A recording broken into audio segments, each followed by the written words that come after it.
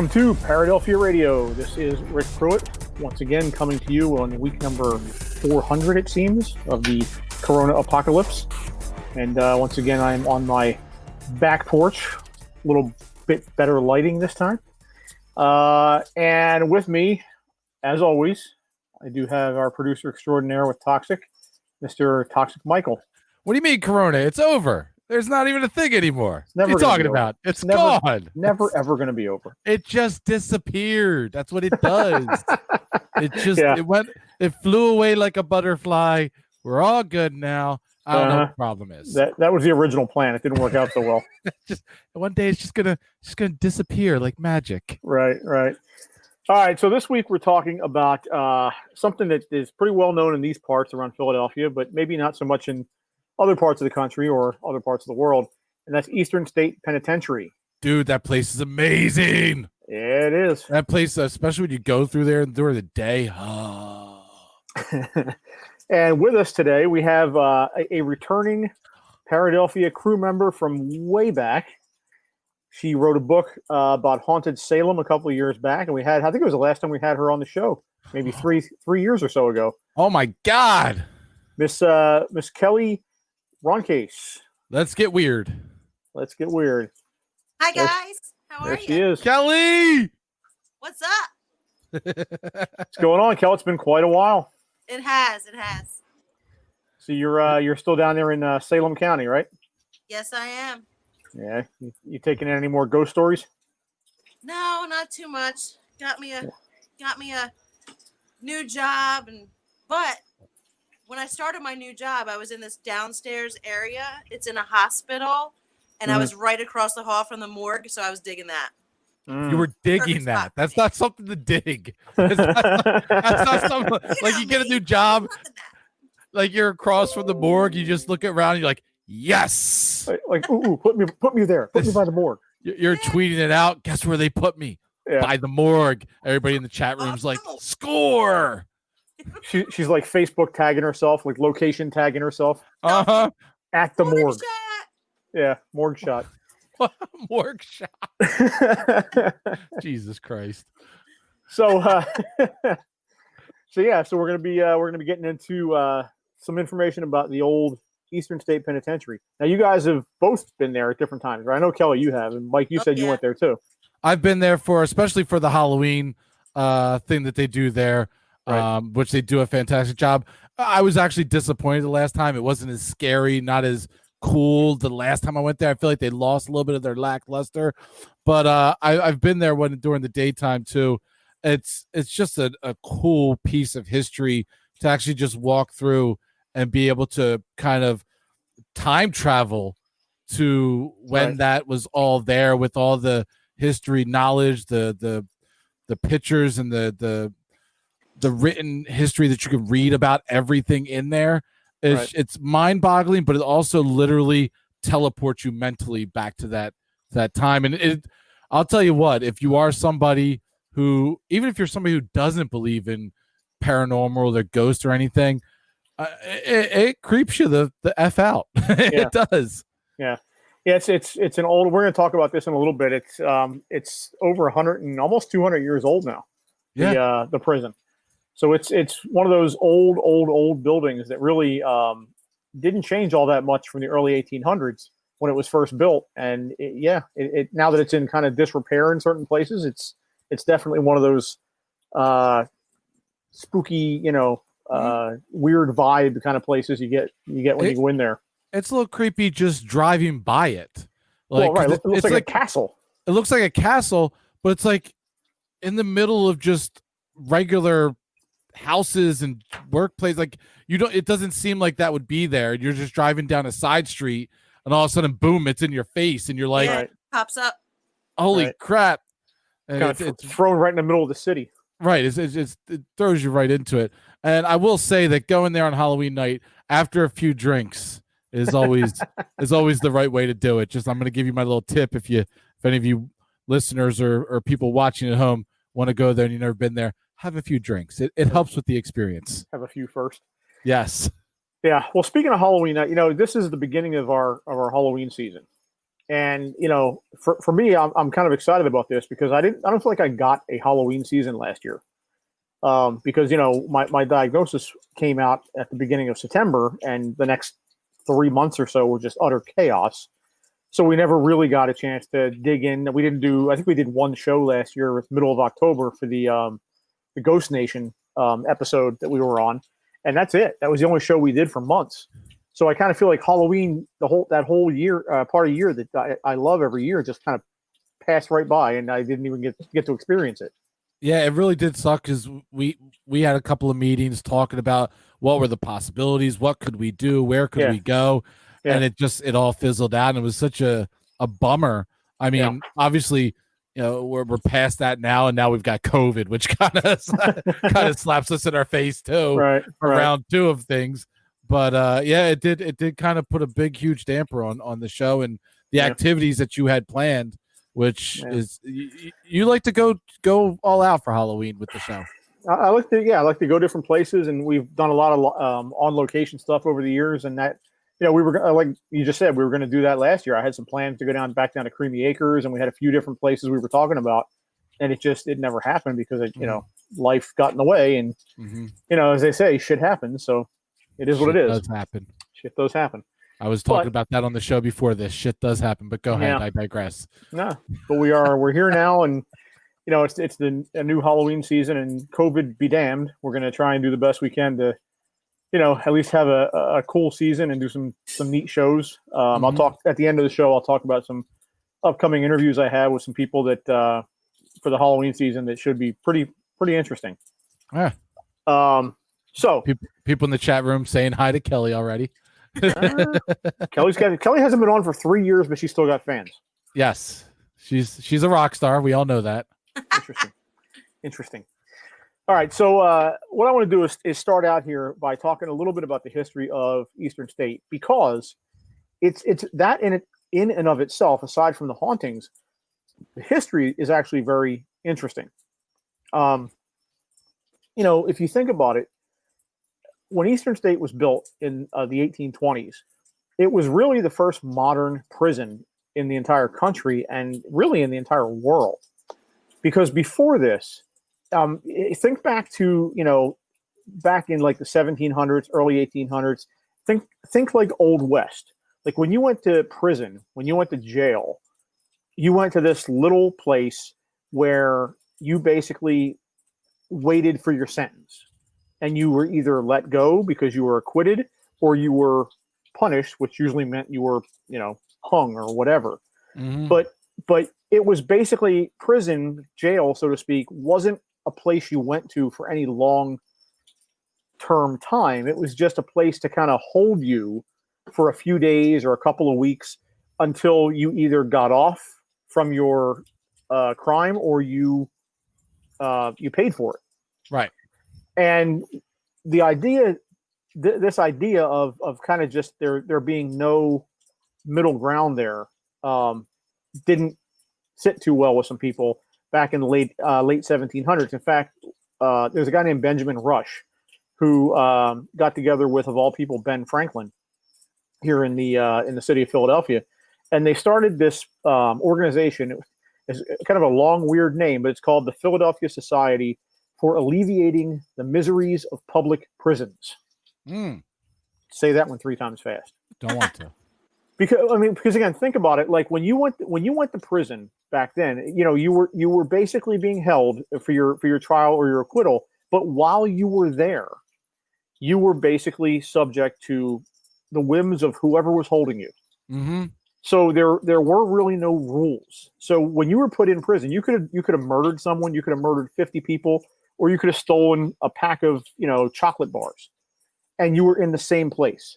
And once you were there, it didn't matter what you did. You were subject to whatever beatings or God knows what else these prison officials wanted to lay down on you. And so basically it was a situation where people were basically being, completely abused, physically, mentally, physically, and whatnot, abused in these prisons. And so the idea behind Eastern State was to create a prison that was something a little different. It was kind of a middle ground. The reason it was called a penitentiary, if you think about it, it penance. When you do penance, you are doing time. You are waiting. You are sitting alone and thinking about what you've done. It's like a timeout. Like a timeout, like a big timeout. So this was the idea behind Eastern State, and really any place called a penitentiary, which became a common term after Eastern State was built.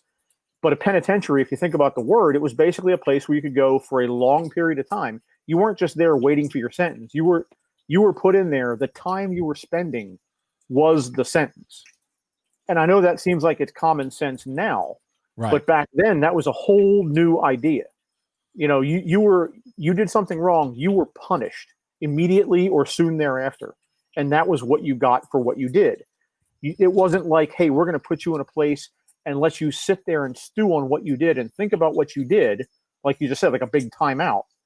Like that wasn't even a thought process back then, until this idea came up in the late 1700s, with this idea to build this prison in Philadelphia. And so what they also wanted to do with this was they wanted to take and modernize this facility. So when Eastern State was built, it was literally the largest freestanding building in the world. So think about that for a second. It was a prison built in the middle of Philadelphia. Of all the places in all the world, it was the largest freestanding building in the world. It's crazy. And so they built this thing. If you look at the layout of it, they built this thing. It was basically like a wagon wheel. You had the central hub, which is where the guard tower was, and the admin offices and all that. And then shooting off of the central hub were the different cell blocks, like spokes on a wheel. Right. And they said that was so that in the middle they could see down the hall of every single hallway from the very center. Correct. Right. So you could keep an eye on all the cell blocks at one time from one central location. And really, this prison was when I say modernized, like, again, it's not going to sound like much now, but back then, again, you were put in with these criminals who did God knows what, who could do God knows what to you. The guards could do God knows what to you. So when they decided to build this prison, what they did was they built these prisons where with each cell having its own small outdoor area, like a fenced off outdoor area that opened up right from the cell to the outdoor area. So that was something new. So when you had your time in the yard, so to speak, it wasn't like you think of now where you have the general population all goes into one area. You literally had your own little private yard that sat behind the cell you were in. One of the other things they did at the prison that was really revolutionary at the time was they had hot and cold running water, which I know sounds very basic now, but back then, think about this. It was the early 1800s. Nobody had this. The White House at the time didn't have hot and cold running water. Yeah, that's what I was going to say. They had it before the White House did. Yeah.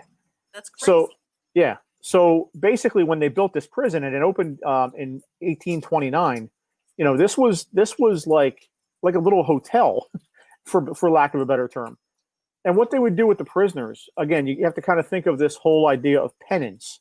So what they would do with the prisoners at first, for quite a few years, was they would literally have them wearing hooded masks whenever they would go out and about in the prison.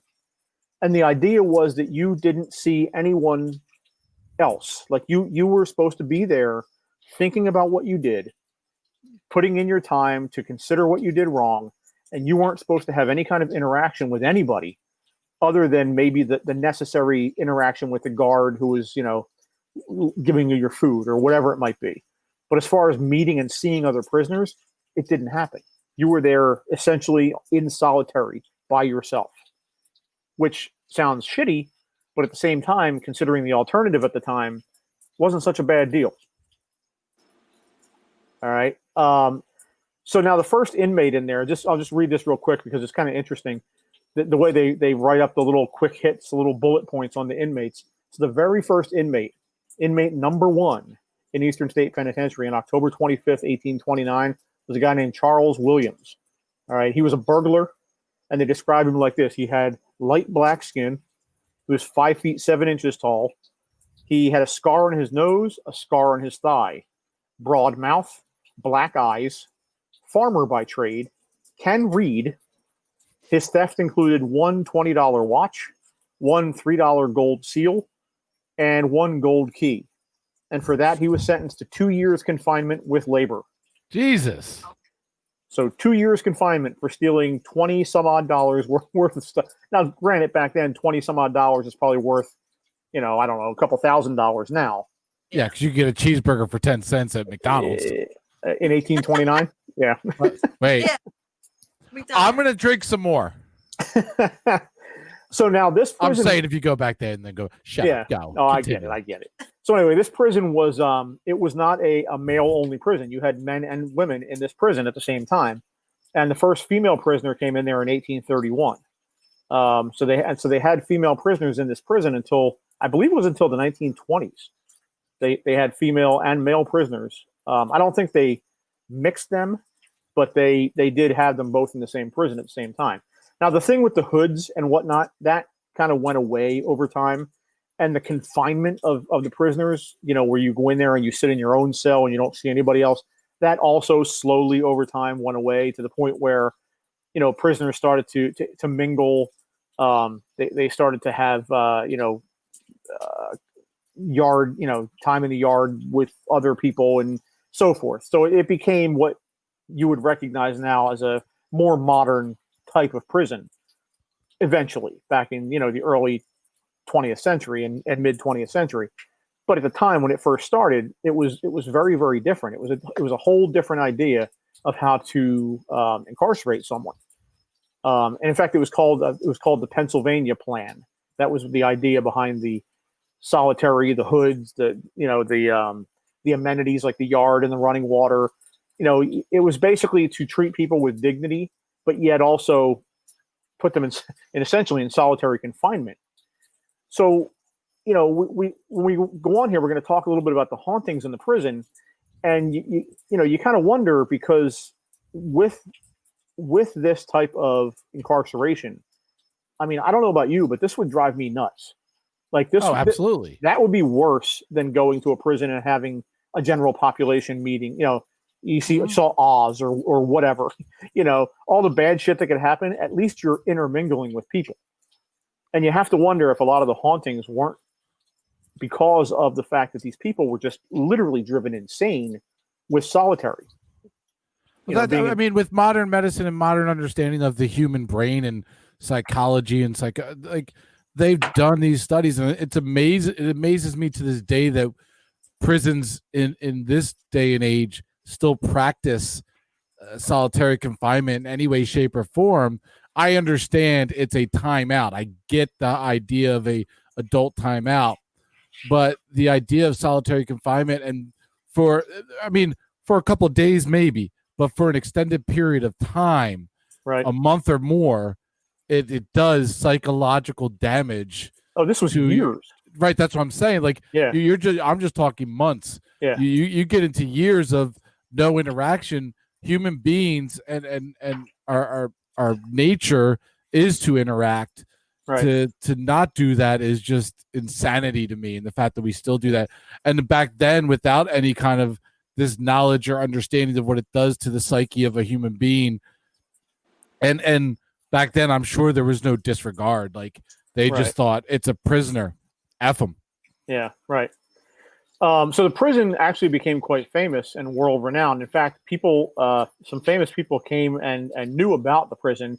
One was Charles Dickens.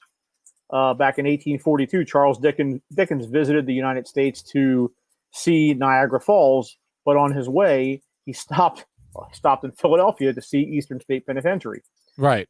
I guess to compare it to, if you read Charles Dickens, a lot of his books have to do with child labor and the penal system in England. Penal. Kelly jumps in. I haven't changed a bit. Not a bit.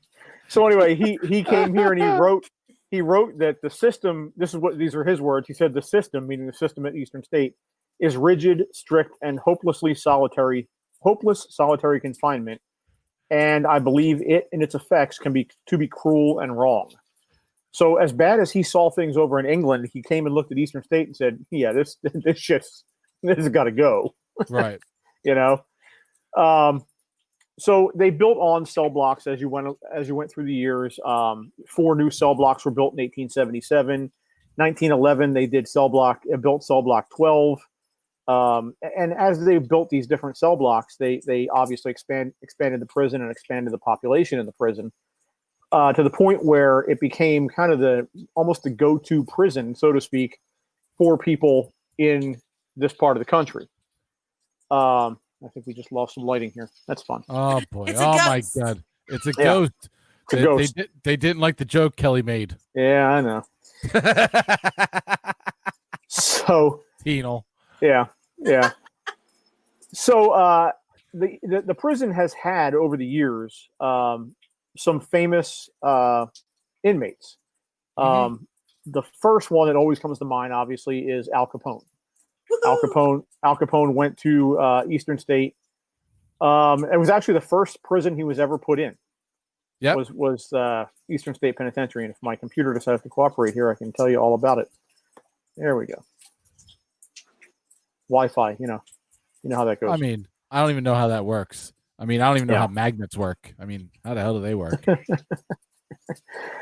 So Alphonse Scarface Capone, Chicago's most famous mob boss, spent 8 months in Eastern State, 1929, 1930, arrested for a concealed weapon. And it was like I said, it was his first prison sentence.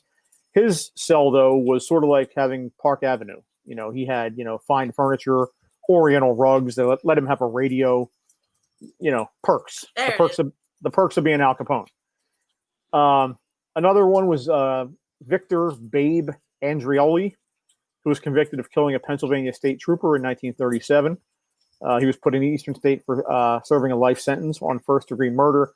He escaped, though, in 1943. Apparently, he hid in a delivery truck that was leaving the prison, but eventually police caught up with him in Chester, PA, at a diner where he was shot dead. So, didn't work out so well for Babe. Another one, this is kind of interesting, Morris the Rabbi Bulber. All right, so Morris the Rabbi entered Eastern State in 1942 and started serving a life sentence because he was a member of an arsenic murder ring located in Philadelphia. My God. So he was called a veteran witch doctor and compounder of charms. And he was one of the leaders of this group. Apparently, this group appealed to women who were willing to murder their husbands in order to collect insurance policies. So this group, this murder ring, this arsenic murder ring, basically was like contract killers that would set up, I guess, the arsenic in drinks and whatnot, or tell the women how to do it, and they would then help them to kill their husband for the insurance money, of which I'm sure they got a piece. All right, so let's see here again. I like that they start a business out of it. I like that. Yeah, well, you got to be an entrepreneur. I mean, you gotta. I mean, it's a living. You got to have ambition. So, of the approximately 100 inmates that escaped Eastern State, only one got away with it, and that is a guy named Leo Callahan. He got in there. He was put in there for assault and battery with intent to kill, and he got out because he made a makeshift wooden ladder.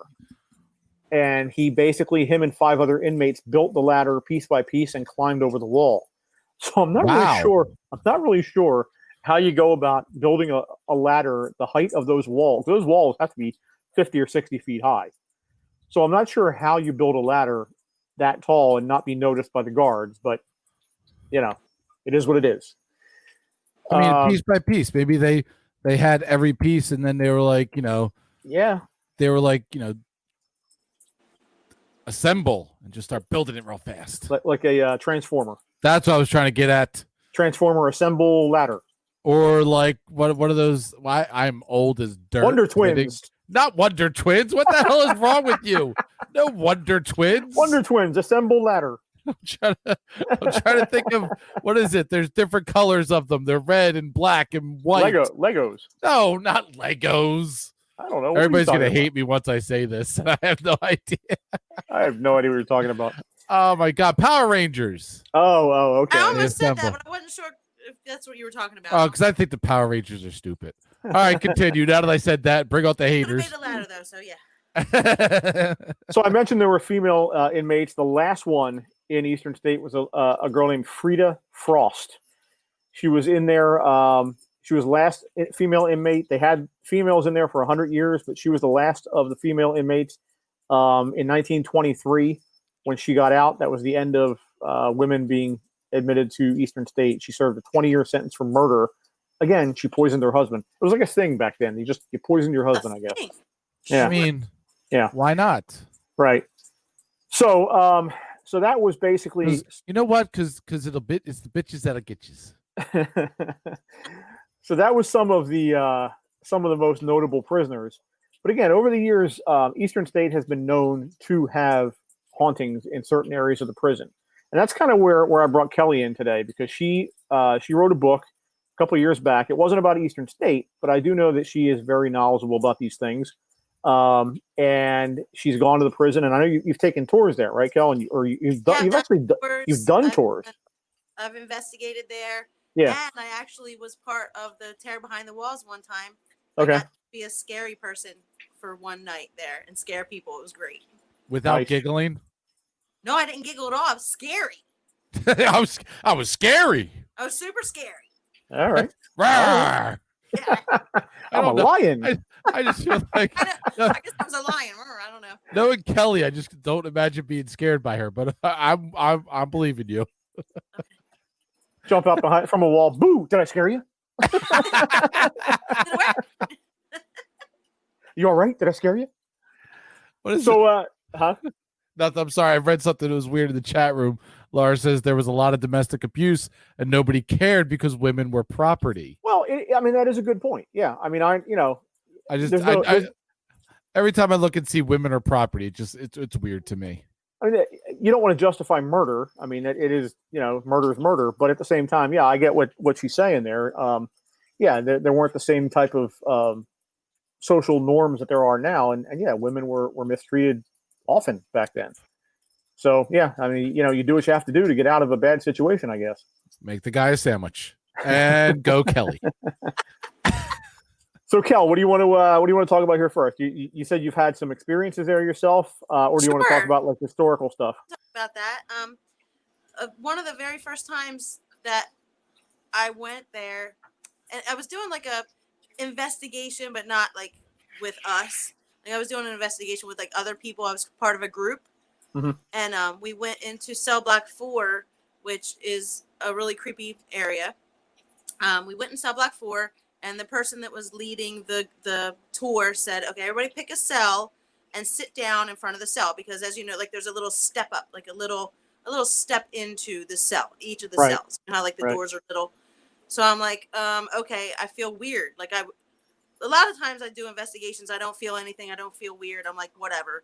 This time I was feeling weird. I'm like, man, I don't know about this. So I had a sweatshirt jacket on. It was long, like it hung down past my waistline, And I sat down in front of this cell block, and all of a sudden, my back of my jacket went woo up like that, like somebody lifted it up from. Did it make that noise too? Yeah, and I was like, I hopped up, and I was like, nope, I ain't sitting in front of that cell no more. Heck, no way. So that was years ago. That was a long time ago, and it was cell block 4. So just a few years ago, I went to investigate again with jumps. I don't know if you were with us, Rick, or not. I was not on that tour, no. Okay. So we had after hours. It was just us. We had like one tour person with us, and we got to go wherever we wanted. So we went to cell block 4 again. So I'm down almost to the very end of cell block 4, and I was kind of getting bored, and I leaned up against the stone wall. I'm like, okay, whatever. And all of a sudden, like, you know how when you can feel somebody that's like real close to your face, like you can tell somebody's in your face. Right. So I feel that feeling like somebody's in my face, and I'm like, there's somebody in my face. Well, one of the other girls that was there, she's like real sensitive. She can see things. She was like, yeah, it looks like there's a guy about 6 feet tall, like in your face. And I was like, that's no. Cool. Okay. So I put my hand down. I said, okay, if you're standing here, hold my hand. And my arm just kind of went tingly and stuff. And I was like, okay, that's enough. I'm good. I'm good. Thanks, friend. I'm out.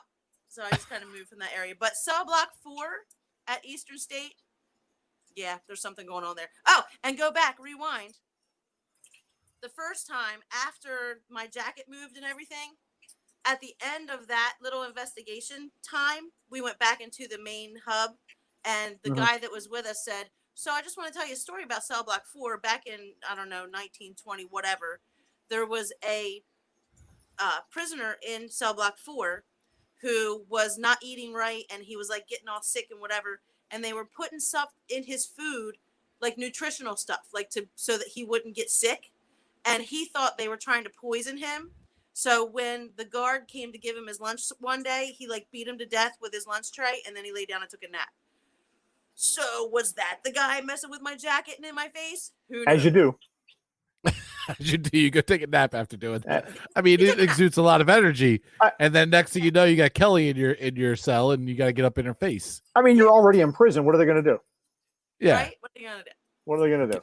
If I have any of those experiences while I'm in Eastern State Penitentiary that Kelly just said, I am running. I'm running, and I'm yelling, it's not real. But I've also had experiences there, like where, especially during the day, like I'm the weirdo that'll walk through and just find an empty cell and go and sit in it, and it's actually sometimes comforting. Oddly, I don't know. It's oddly comforting to sit in a cell by yourself that you know might be haunted. What? You know how weird I am. That's like people are walking by and they think you're a ghost just sitting in a cell by yourself. Like, oh, she's a weird lady.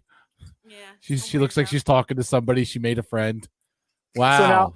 So now when you were why there, would you? I wouldn't even do that. That's creepy.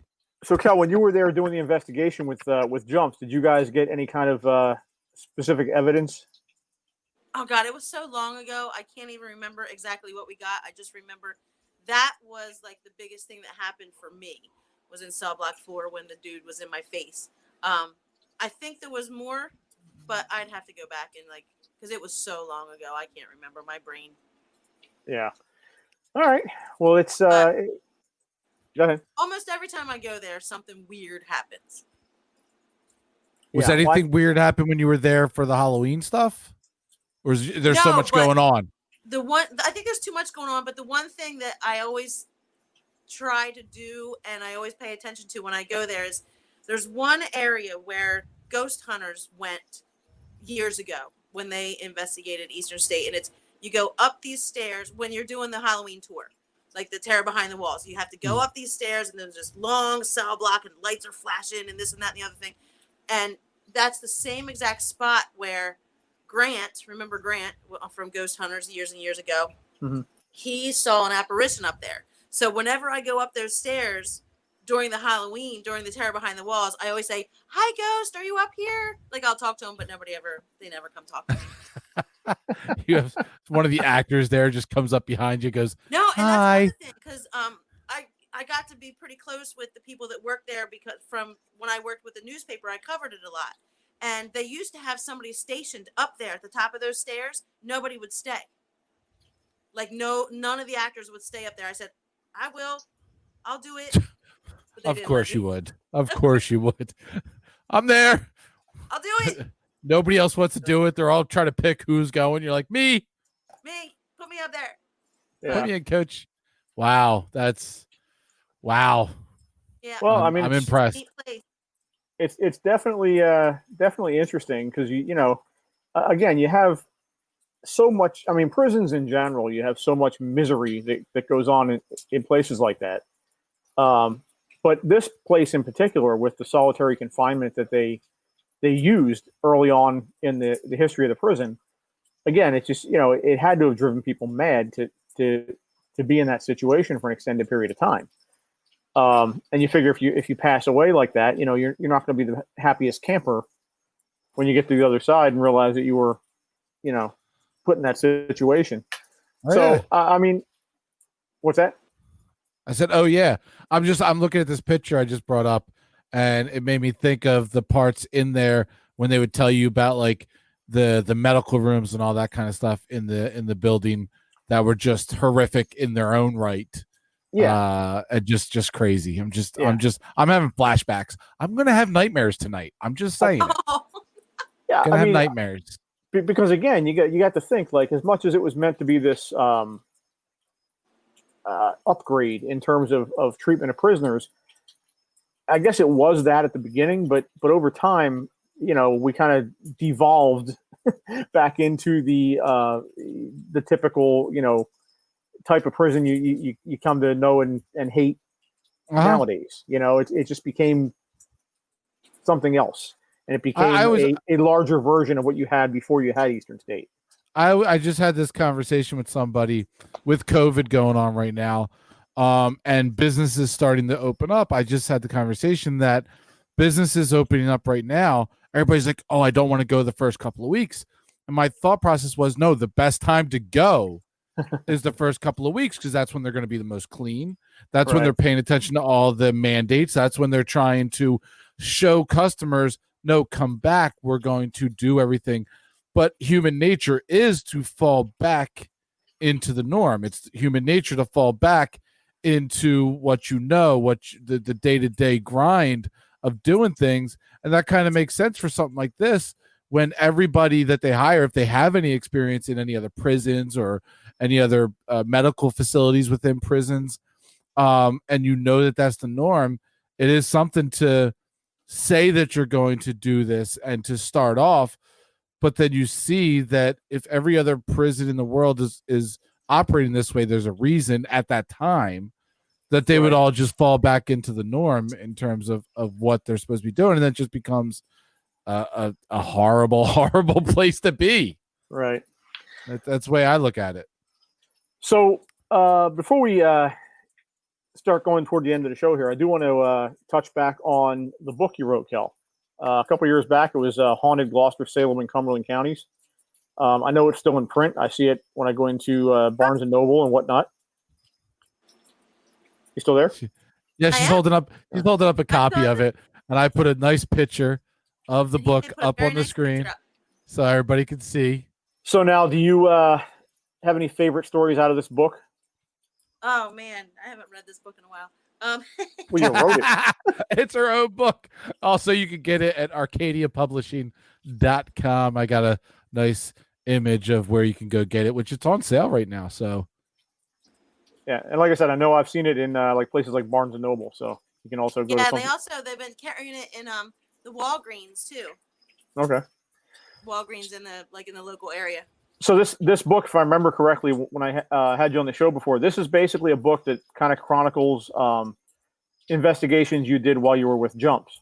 Yeah, a lot of it.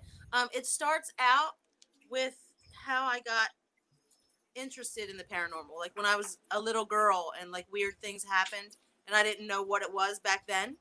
But then I got older, what kind of weird things? Well, I remember the first time.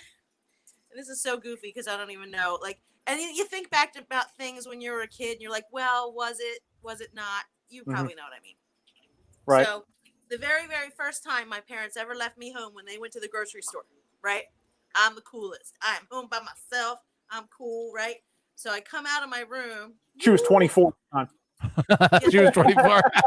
Woo! I come out of my bedroom at one point, and like we had a stereo out in the rec room area, and it was the kind where you had to go like that, you know what I mean? Right. Like record player, you had to bring the button all the way down and then bring it up halfway to turn it I'm on. I'm old. I remember. He is old.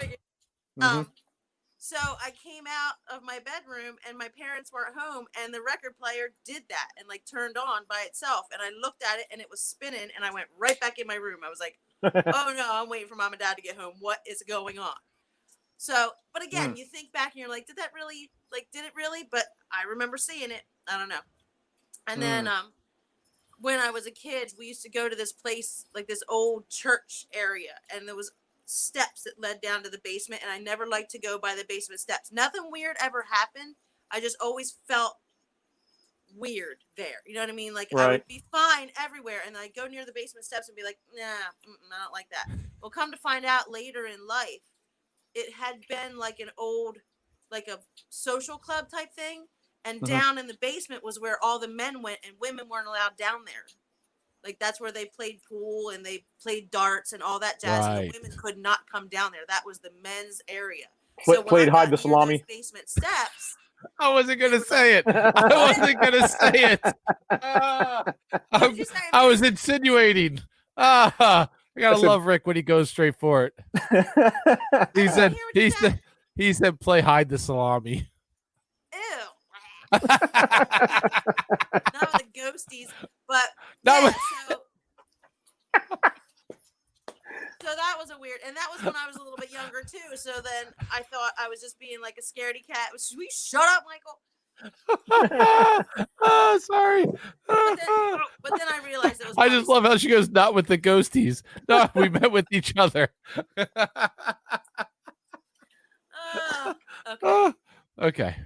But that's where the book starts, and then it goes on to different investigations that we participated in and what happened during those, including Barrett's Plantation Bed and Breakfast, which is a great place in Mannington, and something happens every time we go there. I did go there. Yeah. Yes, you did. Yep. That was the investigation where Gene was talking to the little boy in the room. Yes. Yeah. Yep. Right. And I always took toys along with us when we went there, like little trucks and stuff, and try to get them to move and all. Yeah. Right. Yeah. It was interesting. Yeah. I think we shot her with, was it infrared camera or something like that, and they picked up something. Or no, it wasn't the infrared. It was the stick yes, figure. the Xbox. The modified Xbox. So yeah. And we also did the flashlight game there before, and it worked really well. Right. Like so yeah. The flash. The flashlight game. Yeah. You know I that don't one? know what that is. No. Okay. I So you get feels like a game I played with girls back in high school. not that kind of flashlight. It's not so very different. So you get a couple flashlights and you turn the end so that it's just off. So that if you just tap it, it comes on. And then Right. you use those flashlights to communicate. So you'll say, okay, if the answer is yes, make the light come on. If the answer is no, make the light go off. And a lot of times it works really good. I did because that then you just tap the recently. table and it turns on. Yeah, you just like, no. I'm just kidding. I know. I did that at Eastern State in Death Row, actually. Jesus, you get to go to all the cool places. Because I'm the coolest. That is true. We did say she's a rock star at the beginning of the show. We did. We did. Fans and whatnot. Yeah. All right. Cooler than all of us. So again, what the name of the book and where they can get it, Kel? Name of the book: Haunted Gloucester, Salem, and Cumberland Counties. You can get it online at arcadiapublishing.com or Amazon or any of those, barnesandnoble.com also. Or you can get it on the shelves at Barnes and Noble. You can get it at a local Walgreens in one of those 3 counties. Okay. Or you can message me on Facebook and I can get you one and sign it and all that fun stuff. Cool. Or she will read it to you over the phone. Do that too. Word by word. Since I haven't read it myself in a while, I should do that. So do you have anything new coming up, Kel? Anything you're writing now? No, actually, I kind of shifted gears. I got a new job. I'm in marketing now. Oh. Which is really similar to what I've always done, but I'm in marketing at a hospital. Like I said, I started out near the morgue. So I'm hoping to, once I get established, I'm going to be like, so can I stay here overnight and hang out with the morgue? Because it's an old hospital. It's been there for a long time. Right. I'm sure that will not raise any red flags at all. Right. Nope.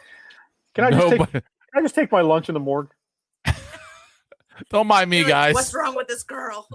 She's eating a ham sandwich over top of somebody. Right. All right. Well, definitely got to go out and pick up that book. I have a copy. I believe I got one years ago, and it's interesting. A few of those investigations I was on, a few of them I was not.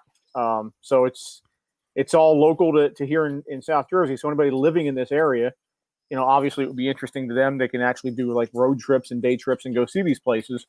But yeah, even if I've actually been trying to advertise it to parents that are homeschooling at this point in this COVIDness. Like to get that, it's a good history lesson because there's also a lot of history about the different places, and then take a field trip and ride by the places. I think that'd be pretty fun for the kids. There you go. That'd be really cool. I like that idea. There you go. All right. So, like I told you at the beginning of the show, this is the start of the Halloween season. So, as such, I've got some plans, some balls in the air. I'm juggling, trying to get some. Why, Kel? Why? Mike did it first. That's it. As long as Mike did it first, she could jump next. Right. So I'm trying to get a few cool interviews here for the next few weeks, and I actually have a couple next week that I am going to be talking to. We'll I'm not sure when they'll be aired, but we're going to have them for future episodes. Patty Negri, who, if the name sounds familiar, she is a psychic medium that has worked extensively with the Ghost Adventures crew.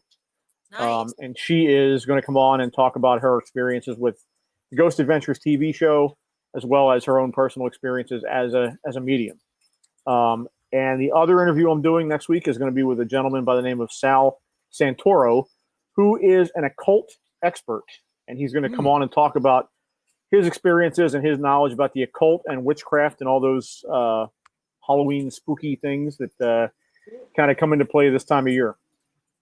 So that's going to be a couple of the future episodes that we do. And we're going to have to add some more to that list here, because once we get into October, I want to start working toward Halloween. One of the other things I'm going to do this year, I didn't do it last year because of all the chaos in life, but the year before, on Facebook and on social media, I was posting, I think it was once a day during October. I posted a new scary movie.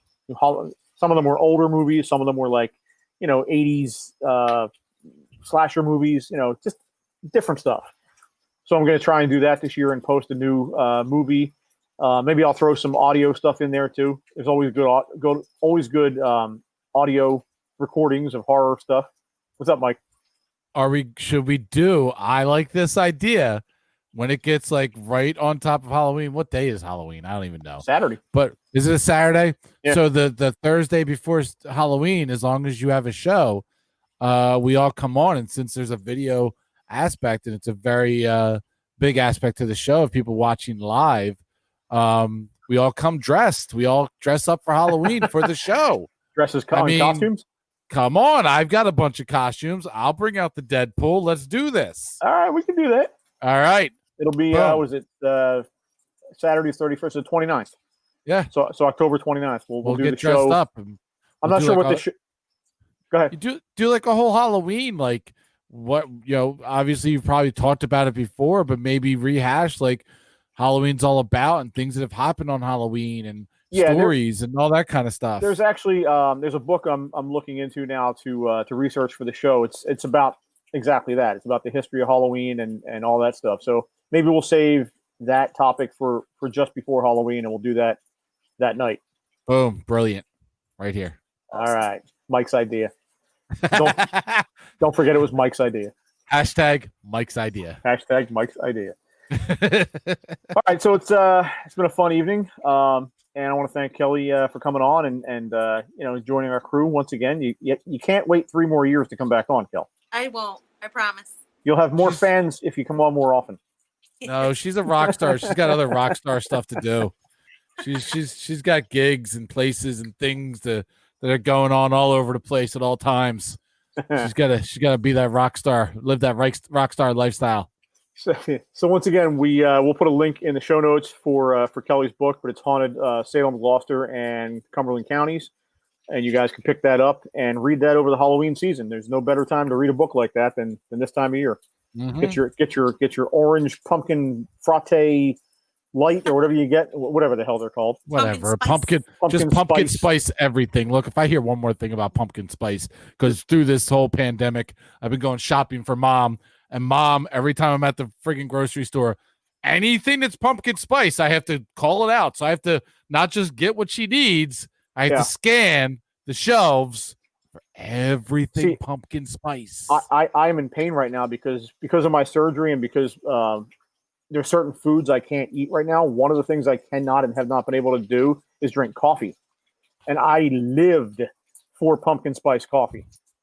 Oh, you're such a white girl. So now I go into I go into Wawa and I see they have like free, to make it worse, they have free coffee for teachers. So I go in there now. I'm like, oh, damn it, I can't even get the free shit, you know? That's torture, bro. That's torture. Yeah, but it is what it is. It is what it is. What it is. All right. So again, I want to thank Kelly for coming on. Kelly Roncase Thanks and for her having book, me. The Haunted Salem, Gloucester, and Cumberland Counties. Pick that up. It'll be in the show notes. Mike, thanks for doing the production again. Go as get usual. that stuff. Yes. And we will be back next week with an all-new kick-ass show of Paradelphia. But for right now, I am Rick. For Kelly and Mike, we are out of here.